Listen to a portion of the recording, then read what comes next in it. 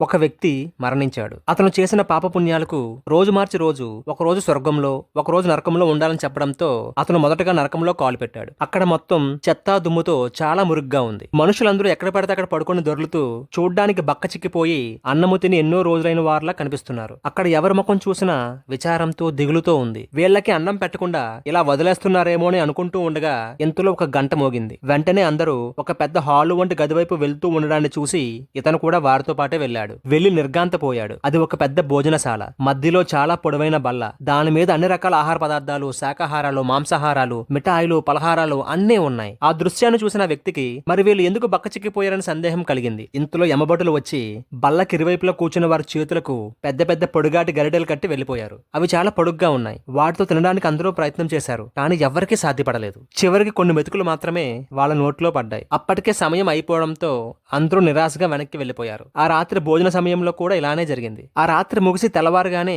ఆ వ్యక్తిని స్వర్గానికి తీసుకెళ్లారు. స్వర్గం చాలా అందంగా శుభ్రంగా ఉంది. అక్కడ వాళ్ళందరూ చాలా ఆరోగ్యంగా బలంగా ఉన్నారు. పరిసరాలను శుభ్రం చేస్తూ మొక్కలకు నీళ్లు పోస్తూ పనుల్లో నిమగ్నమై ఉన్నారు. మధ్యాహ్నం అవుతుండగానే అక్కడ కూడా గంట కొట్టారు. వెంటనే వాళ్ళందరూ భోజనానికి వెళ్లారు. అది కూడా నరకంలో మాత్రం చాలా పొడుగ్గా ఉంది. నరకంలో మాత్రం అన్ని పదార్థాలు ఉన్నాయి. తినడానికి కూర్చోగానే వాళ్ళ చేతులకు కూడా పొడవైన గరిటెలు కట్టారు. అది చూస్తున్న వ్యక్తికి ఏమీ అర్థం కాలేదు. ఇక్కడ కూడా నరకంలో లానే ఉంది. మరి వీళ్ళు ఎలా ఇంత బలంగా ఉన్నారో అని అనుకుంటూ ఉండగా వాళ్ళు తినడం మొదలు పెట్టారు.